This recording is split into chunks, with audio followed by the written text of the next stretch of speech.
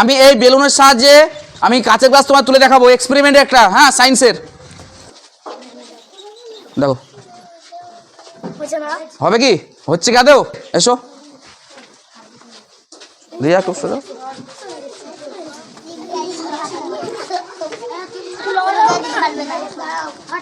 তোলা যাবে কোনোভাবে? কি তোলা যাবে? এবার ঢুকিয়ে কি তোলা যাবে? তাহলে আমি এটা কিন্তু তুলে দেখাবো তোমাদেরকে। এটা কোনো ম্যাজিক না, এটা সায়েন্স, ঠিক আছে? কিভাবে তুলবো দেখো। আমি ছোট্ট একটা কাগজের টুকরো নেব।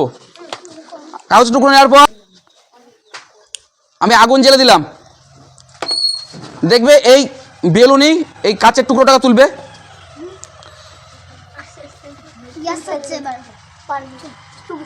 বোঝা যাচ্ছে যে বেলুন ঢুকে যাচ্ছে ভিতরে?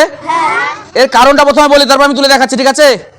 এর কারণটা হচ্ছে চাপালামের ওপর তখন অক্সিজেনের ঘাটতি হওয়ার দরুন বায়ুর চাপ, ভিতরে যে বায়ু থাকে বায়ুর চাপ কমে গেল, যার ফলে কি হলো, বায়ুর একটা নীতি আছে, বায়ু কি করে উচ্চ গতি থেকে নিম্ন গতির দিকে যায়, ঠিক আছে?